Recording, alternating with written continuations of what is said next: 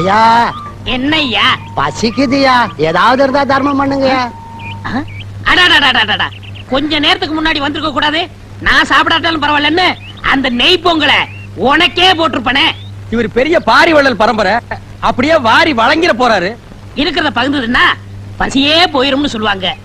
இப்ப நான் பசிய ஆத்த முடியாம போயிட்டேனப்பா. எச்சிக்கையில காக்கா ஓட்ட மாட்டான், இவன் பகிர்ந்ததுன்னா பசி யாருங்கிறான். இதெல்லாம் நேரம்டா சாமியோ.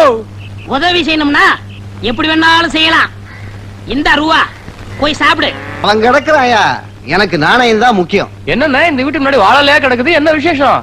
உனக்கு விவரமே புரியாதா? இந்த போலீஸ்காரரு கொடுத்து வச்சவரியா. வாழ்ந்தா இவர மாதிரி வாழணும்.